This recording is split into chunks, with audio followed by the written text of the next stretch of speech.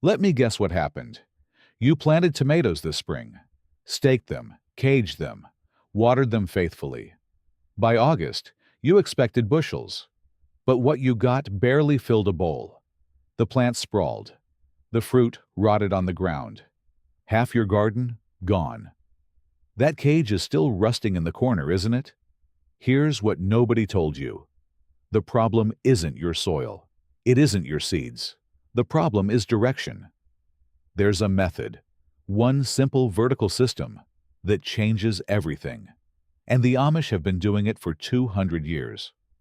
Most gardeners fight their tomatoes horizontally, spreading, caging, sprawling across precious ground. And every year, the same result. Disease creeps up from soil contact, airflow disappears, and fruit never reaches its potential. Here's the real reason your yields stay low. Tomatoes aren't ground plants. They're climbers. They want to go up. Commercial growers know this. That's why greenhouse tomatoes yield 10 times more per square foot than backyard gardens. But there's a version of that system, no greenhouse, no equipment, that the Amish perfected quietly generations ago. In this video, I'm going to show you the exact Amish tomato tower method, step by step, that produces up to 200 pounds of tomatoes in just 4 square feet. No sprawling, no wasted space, no rotting fruit. If you're someone who wants real harvests from a small garden, subscribe, because this channel exists for you. And stay until the very end, because I'll reveal the one mistake that kills yield in week 3, even when everything else is done perfectly. Let's build this. If you're tired of spending hours in the garden, pulling weeds, and constantly watering plants, I created something just for you. My ebook, The Lazy Gardener's 30-Minute Garden, shows you simple systems that make gardening easier, smarter, and way less work. Just click the link in the description below and download your copy today. Here's what you need, and everything is either free, cheap, or already in your yard. 1 wooden stake or metal conduit, at least 6 feet tall, twine or soft plant ties, a handful of compost, and your tomato seedlings, indeterminate varieties only, Brandywine, Mortgage Lifter, or any heirloom climbing type. That's it. No cages, no expensive trellises, no special tools. The Amish didn't build this system with hardware store solutions. They built it with principles. And principles don't cost money. Everything else comes from understanding how the plant wants to grow. Step 1. Drive your stake 12 inches deep, directly beside your planting hole. Do this before you plant.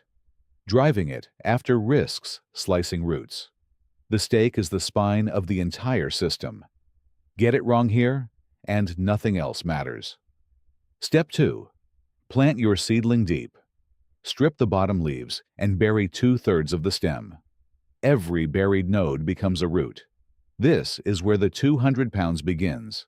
Underground, invisible, before a single fruit appears. Step 3. Tie the main stem loosely to the stake every 8 inches as it grows. Use a figure-8 knot. Stem on one side, stake on the other. Never cinch tight. The stem needs room to thicken. Step 4. Remove every sucker below the first flower cluster. This is where most people hesitate.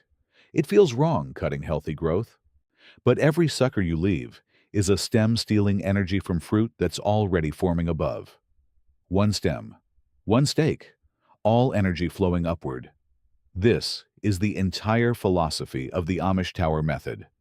Not complexity, but focus. The plant doesn't need more space. It needs more direction. Now, stop here, because this is exactly where most people destroy everything they've built. Around week 3, your plant is climbing beautifully. It looks healthy, strong, and you'll be tempted to let a sucker grow, just one. It looks so vigorous, so promising. You think, more stems, more tomatoes? Wrong. The moment you allow a second stem, you've split the plant's entire vascular system. Water, nutrients, energy, now divided. Neither stem gets enough. Both produce less. The Amish called this confusing the plant. And a confused plant feeds itself, not you. There's a second warning: tying too tight. It looks secure, but you're slowly strangling the stem as it expands. By midsummer, that tight tie becomes a tourniquet. Fruit above it yellows. Growth stalls. Most gardeners blame disease. It isn't disease. It's a piece of twine from week 2. Check every tie as the season progresses. Loosen anything that looks even slightly snug. These two mistakes, a rogue sucker and a tight tie, are responsible for more failed tower gardens than any pest, any weather, any soil problem. Now you won't make either one. If you want a garden that practically takes care of itself, and chani deityo, then you'll love my new ebook, The Lazy Gardener's 30-Minute Garden. It shows you how to grow more food and flowers using simple daily habits that take just 30 minutes a day. Click the link in the description below to grab your copy and start building a low-maintenance garden today. Here's what you'll see, and exactly when you'll see it.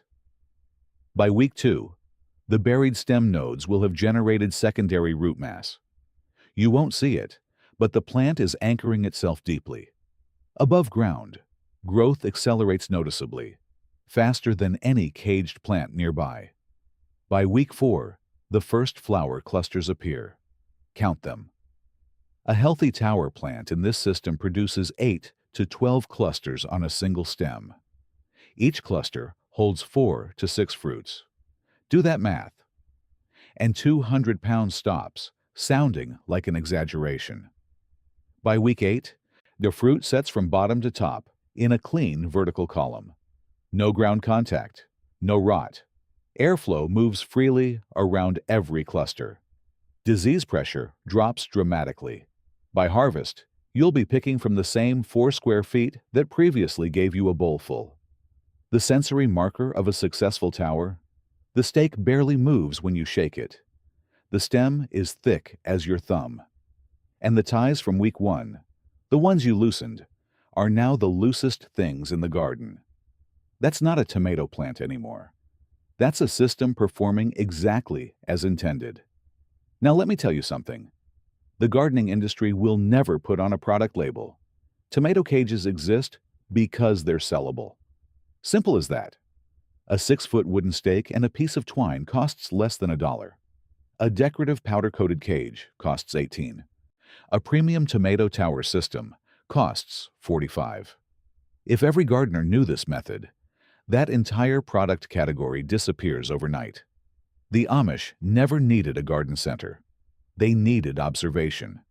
Generations of watching how a plant behaves when given a single vertical path. And passing that knowledge down, not as a product, but as a practice.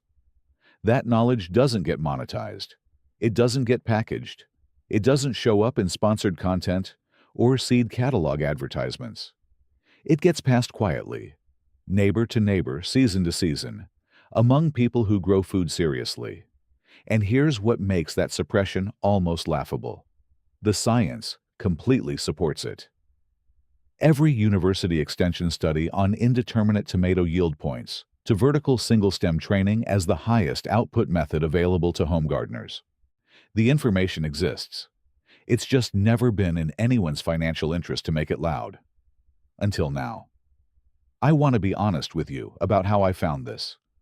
3 seasons ago, I was ready to quit growing tomatoes entirely.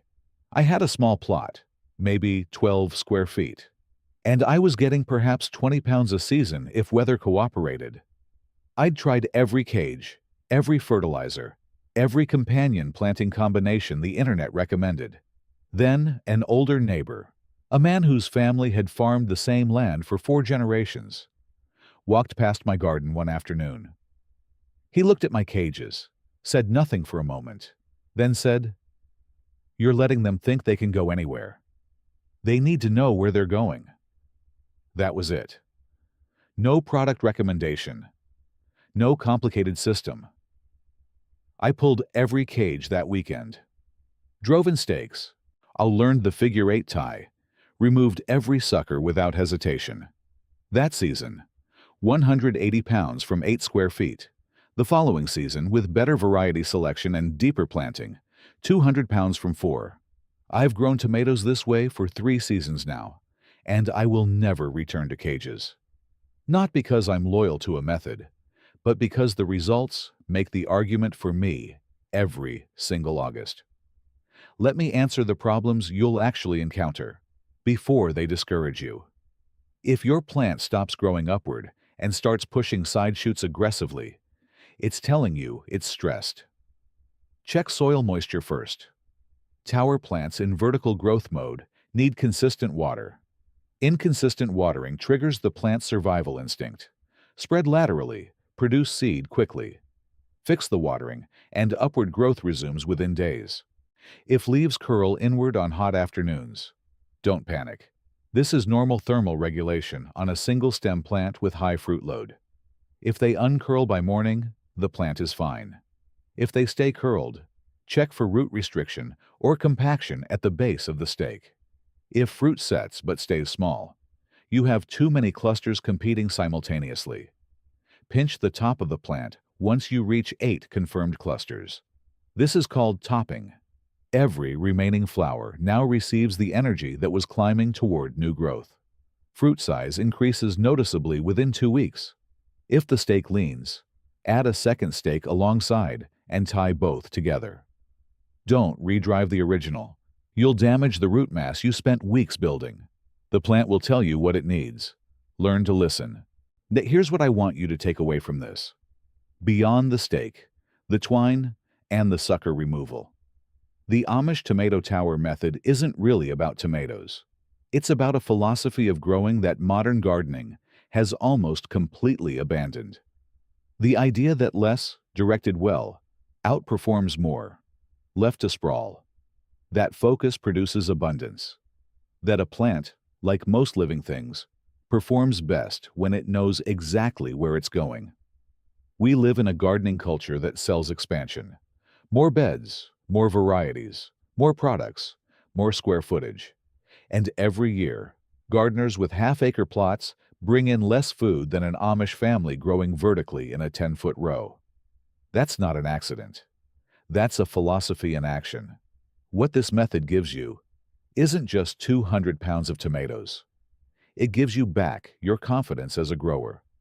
The certainty that your hands, a stake, and genuine attention to one plant can outperform every cage, every spray, every shortcut the industry sells. That's what 4 generations of quiet, unmonetized knowledge looks like when you finally let it into your garden. And now, it's yours. If this changed how you think about growing tomatoes, hit like.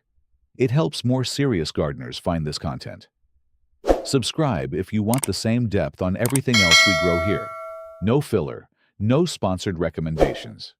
Just methods that actually work. And drop a comment below. Are you currently caging or staking your tomatoes? I read every reply. If you know someone heading into their first tomato season, share this with them now. Save them 3 years of disappointing harvests. See you in the next one. Imagine spending just 30 minutes a day in your garden and still harvesting more vegetables, herbs, and flowers than ever before. That's exactly what I show you inside The Lazy Gardener's 30-Minute Garden. Click the link in the description below and grab your copy today so you can start your low-effort garden system right away.